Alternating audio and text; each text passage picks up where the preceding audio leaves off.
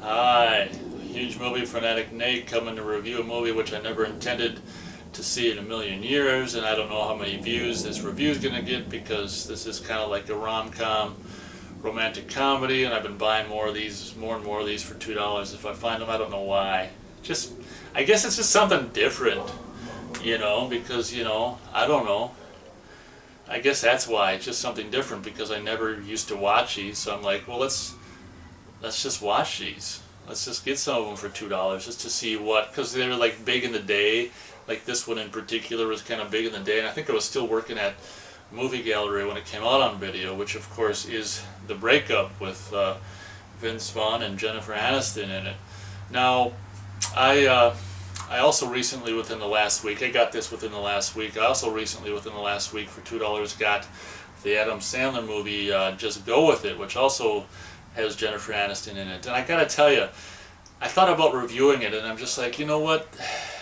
There's really no point for me to review. I don't think any more Adam Sandler movies unless there's one that I end up liking. For me, you know how I have that term which I refer to as corporate comedy, and I never really could pinpoint exactly what to group into it to really, or what types of movies to really group into it to really get across the feeling of what the hell what I'm trying to say in regards to my term of corporate comedy. And when I finished Just Go With It, I'm like, you know what, this is exactly what I mean by corporate comedy. Pretty much all of these Adam Sandler, not all, but like I Now Pronounce You Chuck and Larry, and anything that's like a Happy Madison production is just a perfect example for me of corporate comedy, which is not too deep. It only goes deep enough to just whatever, and it's just such, yeah. So, and briefly, I'll just say that these Adam Sandler movies, like Just Go With It, is that what it's called? I think it is, which I got for $2 at Half Price Books. It did feature that girl who would end up going on and being in Battleship, which was a nice surprise, which was worth the $2 just for that. But oh my gosh! So I'm not gonna. I don't think I'm gonna necessarily review any more Adam Sandler movies unless I like them, because what's the point of just like reviewing over and over and just saying, yeah, this Adam Sandler movie I liked even worse than or less than this Adam Sandler. So whatever. So that's my brief review of Just Go With It, and now on to The Breakup. So I watched Just Go With It, and I'm like, God damn it, why do I keep buying this shit? And then the next day, I'm like, well, yesterday. So 2 days ago I saw Just Go With It, and last night I watched The Breakup, and I'm like, do I really want to do this like 2 nights in a row, and it's even got Jennifer Aniston in it again? I'm like, yeah, just what the hell? Just put it in. It only lasts as long as it lasts, whatever. And first of all, I mean, the movie starts with this kind of cool scene of you're not exactly sure if they're broken up like at the beginning at the baseball game or not, but I guess apparently it's like where he met her, and it's kind of a cool, suave, like pickup way. Like she was no escaping his, when I wouldn't say charm, but he was not going to escape it. The beginning of the movie shows how they met at the baseball game, and she was actually with some other guy, and how Vince Vaughn just kind of, I wouldn't say kidnapped her, but swept her. I wouldn't say swept her off her feet in the sense where she was emotionally impressed. It was kind of like she didn't have a choice kind of situation, and I might have to try this in the future because it looked pretty successful. I mean, it worked in the movie, but that's just the movie. So I was kind of like impressed by that. I expected just bullshit with the Vince Vaughn in it. So I was impressed with the beginning, and then the movie went on, and it's like they, whatever, and I just saw this yesterday, but so it kind of shows a little bit, of course, and then you just introduce them to their jobs, and uh, she does this and he does that. He's got this. Him and his two brothers have this, which one of them is Vincent D'Onofrio, which is kind of cool. He was kind of cool in this, and I can actually see them being brothers too. It's good casting, but I mean, he almost played like the part from Full Metal Jacket in this movie, like Vincent D'Onofrio almost. It was very much a lot like that character from Full Metal Jacket, the Vincent D'Onofrio character, but I was as the movie went on, I was like, it wasn't getting like Adam Sandler stupid, you know, and I was like, in a way, I was waiting for it. I was like, holy shit, you know, it's like the dialogue and the acting is like way too good for this kind of a movie.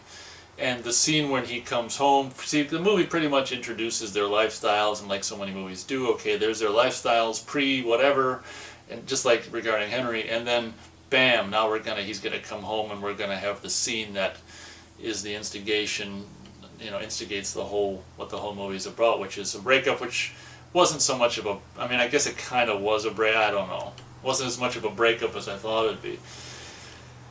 So, then he comes, so that scene when he comes home, and she's, you know, it's kind of like the Weatherman, where he was supposed to bring home, not tartar sauce, but 12 lemons, and he got a bag, he brought home 3, and very well written, this scene, and I guess a lot of the movie, but in particular this scene, the whole scene that, you know, is the factor that, you know, splits them up, or at least emotionally, because they always living in the same apartment. But that splits them up. This scene, I think, was, you know, incredibly, for this kind of movie, written and performed in a way that is so realistic, you think it's just happening and they're filming it, which I was very impressed with that. And, you know, the movie kept pretty much going on. Of course, it evolved a little bit, but not, it still stayed, even with its jokes of like, whatever, you know, her getting whatever, her hair ripped off and parading around the apartment naked and all this kind of shit, and, you know, having, you know, the guy over and they end up playing video games. That was kind of funny. See, I think I'd seen the trailer for this like a million times at Movie Gallery, you know, because, you know, we had trailers that played over and over and over. So I think a lot of these scenes in the movie, I'm like, I've seen that a billion times. So like her parading around naked and the guy, the video game, all that stuff I remembered from the trailer.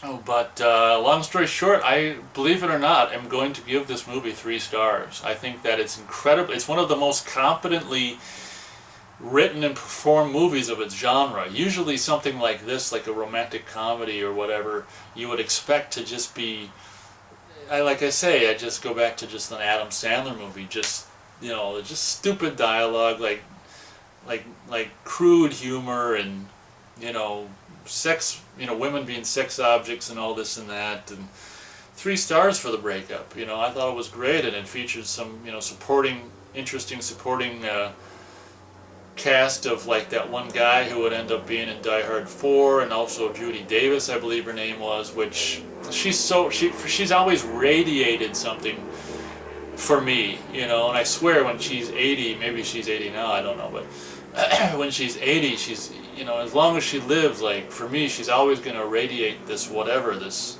I don't know how I describe what Judy Davis irradiates for me. It's just this life, or this vigor, you know, and ever since I seen her, like, in the early 90s and stuff, like Naked Lunch and Husbands and Wives and stuff, I've always liked her. And then she was in that movie called The New Age with RoboCop, Peter Weller, and I've always thought she was great, and I hadn't seen her in anything, and this is the most recent movie I think I've seen her in, and she's perfectly cast, and, you know, splendid in her few scenes, you know.